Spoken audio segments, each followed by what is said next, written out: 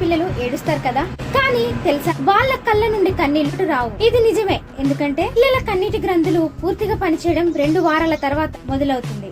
అంతవరకు వాళ్ళు ఏడుస్తారు, కానీ కళ్ళ నుండి నీళ్లు బయటకి రావు. అందుకే మీకు పిల్లల ఏడుపు గట్టిగా వినిపించినా వాళ్ళు కళ్ళ నుండి నీరు కనిపించదు. ఆ ఏడుపు వల్లే పిల్లల ఊపిరితిత్తులు మొదటిసారి పనిచేయడం మొదలవుతుంది. అంటే పిల్లల శరీరం నేను శ్వాస తీసుకున్నాను అని చూపించడానికి ఈ ఏడుపు అవసరం. ఇది పిల్లల జీవితంలో చాలా ముఖ్యమైన ఒక సిగ్నల్.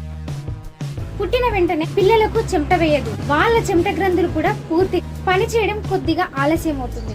అందుకే బిడ్డలు ఒంట్లో వేడి పెరిగినా వాళ్ళ శరీరం స్వేచ్ఛగా కూల్ అవ్వదు. ఇదే కారణంగా వాళ్లకు హీట్ ఎక్కువ అయితే వెంటనే జబ్బున పడతారు. పిల్లల ఏడుపులో కన్నీళ్లు లేకపోయినా వాళ్ళ హృదయాలను తాకే శబ్దం ఉంటుంది. ఆ ఏడుపు తల్లిదండ్రులకు చెప్పే ఓ సందేశం. అది పిల్లల జీవితం ప్రారంభమైందని, వాళ్ళ శ్వాస తొలిసారిగా బయటపడిందని తెలియజేస్తుంది.